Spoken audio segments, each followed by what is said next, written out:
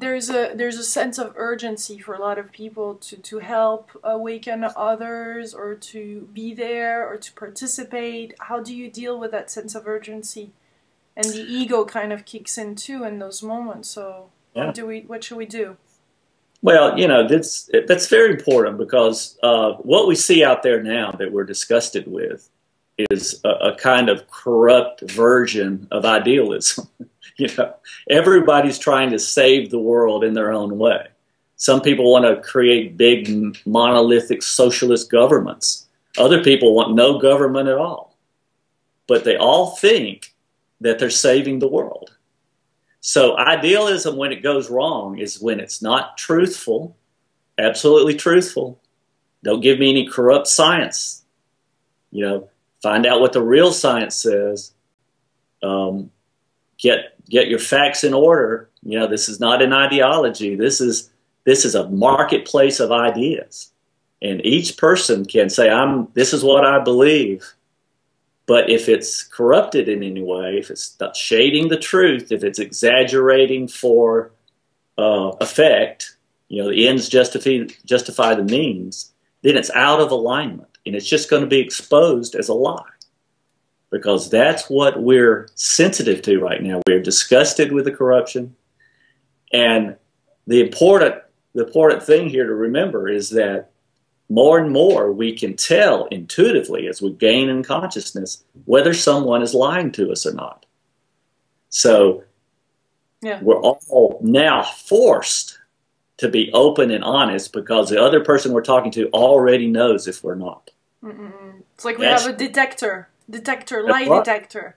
That's right. So no matter where our ideals say, "Oh my God, we've got to save the world fast, so let's do," if we have to manipulate other people to do it, that's okay. It's not okay. It's going to fail. And we have, and that's too bad, because we need to be idealists. We need to save the world. But we have to do it with an openness and a truthfulness and a respect for the other person, and say only those things that we know to be true and that we're offering in the other person's best interest. So that's a new alignment of spirituality that, is being violated not just by secular materialists out there, but the people who think they're spiritual.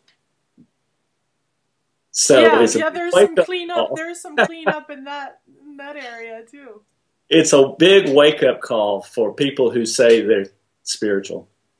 Get in alignment with the divine evolution, which is based on the truth, and the world will open up for you more than you ever thought, more than your greatest dreams. That's this unfolding 12th insight, I believe. And it's just important that as I say this to people, they know that I'm just seeking to describe what I believe is happening to all of us pretty much at the same time here. When is that book coming out? It'll be out in November of next year. Okay. So of 10. Yeah. November of 2010. And on your site, I've seen you also have a project called the Global Prayer Project. Can you tell us a little bit about that? Yes, this is this grew out of the 11th Insight book, where we really discovered that prayer works, and that intention matters, and that group prayer and visualization does have an effect on the world. So for a number of years now, every 2 weeks we gather with people who tune in through a bridge line, calling in on a telephone or connecting through the internet all around the world.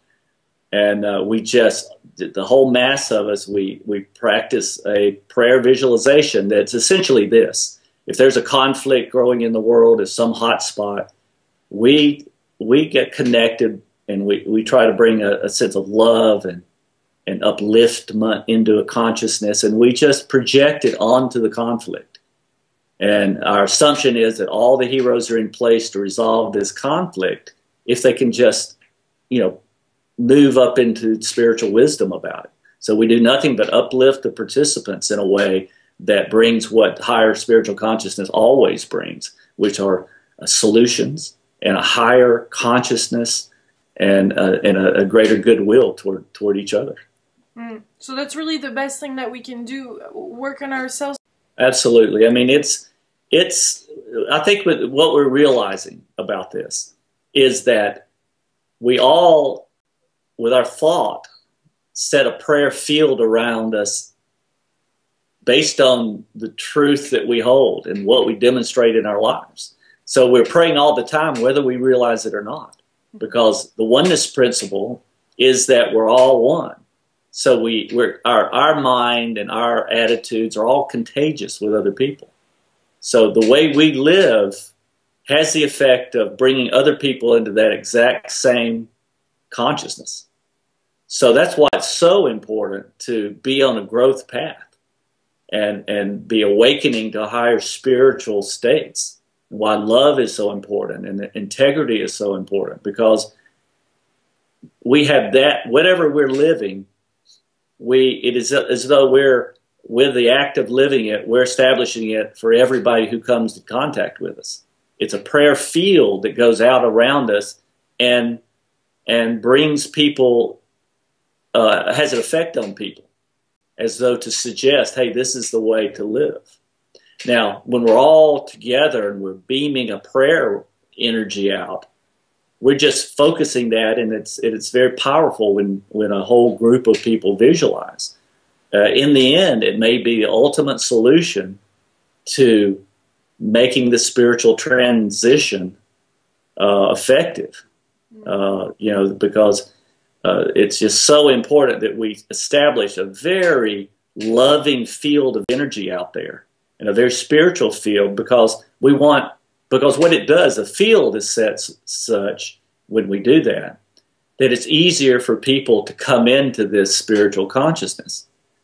Because the field that they're living in is starting to be permeated by this field of love and field of consciousness. So it's contagious in a real sense. I mean, it's really contagious. And that's why it's so important for this movement back into integrity and truthfulness and love and also following our dream. That's a field we set. And other people around us go, wow, that person's making me excited about something I can do in life too. It's contagious. And that's where we are. That's a moment of history that we're in, that real context for our lives at this moment. And it's absolutely fascinating that this is happening now and we're all alive here. So there is a new kind of leadership that is emerging. Well, I think we're all becoming leaders, yeah. We're all becoming leaders. Because before that, it was the power in one person's hand. But now we're all awakening and all can make this difference. Yes, absolutely. And that's why it has to happen in a decentralized way. Yeah. I mean, if big government always gets bigger.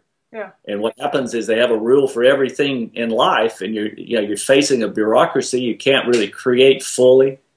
It's absolutely imperative for spiritual evolution that government be in the service of the people, not be given a kind of controlling function in some misplaced idealism that's necessary to save the world.